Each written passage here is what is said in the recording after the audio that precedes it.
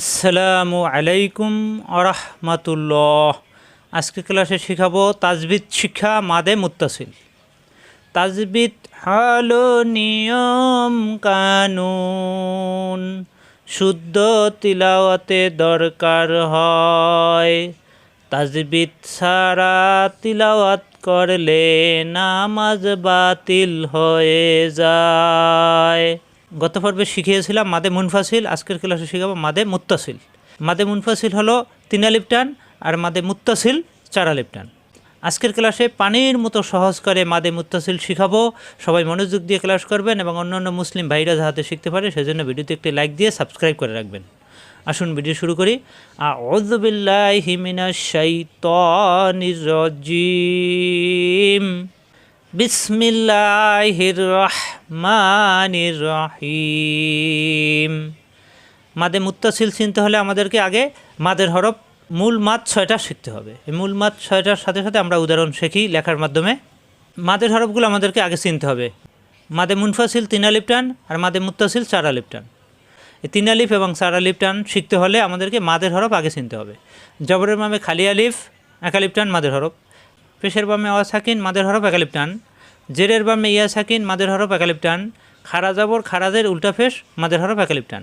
এই মোট 6টা, এই 6টা সবাই মুখস্থ রাখতে হবে মুনফাসিল এবং মুত্তাসিল চিনতে হলে। জবরের বামে খালি আলিফ, পেশের বামে অ সাকিন, জেরের বামে ইয়া সাকিন, খারা জবর খারাজের উল্টা ফেস সবাই মুখস্থ করবেন এই 6টা। মাদের হরফের বামের হরফে লম্বা হামজা আসবে, এই আলিফকে লম্বা হামজা বলা হয়। লম্বা হামজা আসবে তখন 3 আলিফ টান হবে। আর যখনই গোল হামজা আসবে, এই যে হামজাকে গোল হামজা বলা হয়, গোল হামজা আসবে তখন 4 আলিফ টানতে হবে। হামজা দেরি জাল আলিফ জবর জা, জিব্বার আগা দাঁতের আগায় লাগিয়ে নরম করে 1 আলিফ টান। ইজা জিম আলিফ জবর যা, মাদের হরফ 1 আলিফ টান। যা জিব্বার মাঝখানে উপরে তালুতে লাগবে। যা এর বাম পাশে আসছে গোল হামজা। এই গোল হামজা আসার কারণে এই যা এখন 4 আলিফ টান হবে। যা আ ইজা যা আ, এটাকে বলা হয় মাদে মুত্তাসিল। সবাই ভালোভাবে খেয়াল করুন। এই মাদের হরফ 6টার বাম পাশে লম্বা হামজা আসলে হবে 3 আলিফ টান মাদে মুনফাসিল। আর এই মাদের হরফ 6টার বাম পাশে এই মাদের হরফ, এই যে জবরের বামে খালি আলিফ মাদের হরফ, এই মাদের হরফের বাম পাশে যখনই এই সবগুলো মাদের হরফ মুখস্থ রাখবেন, এই মাদের হরফের বাম পাশে যখনই গোল হামজা আসবে তখন হয়ে যাবে 4 আলিফ টান। পার্থক্য কিন্তু কাছাকাছি, লম্বা হামজা আর গোল হামজা ব্যবধান এটা, এখানে কিন্তু একই নিয়ম। আর একটা নিয়ম হলো মাদে মুনফাসিল অকফে আসলে তখন এই সংকেত থাকলেও 3 আলিফ টানা যাবে না, কিন্তু এই 4 আলিফের সংকেত থাকলে অকফে আসলেও 4 আলিফ টানতে হবে। অনেক হরফে আছে শুধুমাত্র হরফের উপরে এরকম 4 আলিফের সংকেত থাকবে, এই গোল হামজা থাকবে না, সেক্ষেত্রেও টানতে হবে। মুনফাসিল এবং মুত্তাসিলের ভিতরে এখানে ব্যবধান হলো এখানে যে এখানে বাম পাশে গোল হামজা না থাকলেও 4 আলিফের সংকেত থাকলে 4 আলিফ টানতে হবে, আর গোল হামজা থাকলেও 4 আলিফ টানতে হবে। ইজা যা আ, আমরা বই থেকে উদাহরণ দেখি। এই যে দেখুন, জিম জবর যা, ঝা জবর ঝা, এই ঝা বাম পাশে আসছে খালি আলিফ মাদের হরফ 1 আলিফ টান, ঝা আলিফ জবর ঝা, এই যা জিব্বার মাঝখান উপরে তালুতে, আর এই ঝা জিব্বার নিচে তাতে সব দিয়ে যা ঝা। এই মাদের হরফের বামে এই যে গোল হামজা আসছে। উপরে নিচে 2টা হরফ থাকলে উপরে হরফটা পড়তে হয়, তাহলে উপরে আসছে হামজা।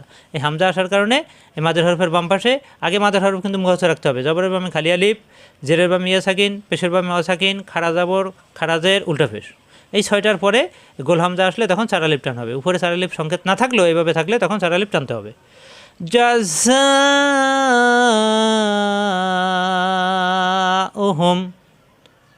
আশা করি ক্লিয়ার। শুধু হরফের উপরে যদি 4 আলিফের সংখ্যা থাকে তাও 4 আলিফ টানতে হবে। এখানে দেখুন মাদে মুনফাসিল পড়ছিলাম, মাদে মুনফাসিল থামার জায়গায় আসলে তখন টানা যায় না, মিলিয়ে পড়লে টানা যায়, আলাদা হলে টানা যায় না। এখানে কিন্তু টানা যাবে। এই যে দেখুন খালি হরফের উপরে 4 আলিফের সংকেত, এখানে 4 আলিফ টানতে হবে। এটাকে বলা হয় হরফে মুকাত্তা। আলিফ লাম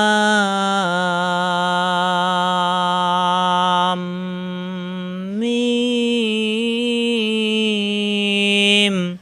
প্রথমে এই লাম 4 আলিফ টেনে মিমে এসে ধরবে, মিমে ওয়াজিব গুণ হবে, ওয়াজিব গুণার পরের মিমে আবার 4 আলিফের সংকেত, এখানে কিন্তু 4 আলিফ টানতে হবে। কিন্তু মাদে মুত্তাসিলের ক্ষেত্রে 3 আলিফের সংকেত যেটা বাঁকা বক্ররেখা, সেটা কিন্তু এনে অকফে আসলে তখন 3 আলিফ টান হবে না। আর এখানে শুধু হরফের উপরে থাকলেও 4 আলিফ টানা যাবে, আর লাস্টের হরফে আসলেও 4 আলিফ টানা যাবে। এটাই হলো মাদে মুনফাসিল এবং মুত্তাসিলের পার্থক্য। আশা করি ক্লিয়ার। আমরা আর বই থেকে উদাহরণ দেখি।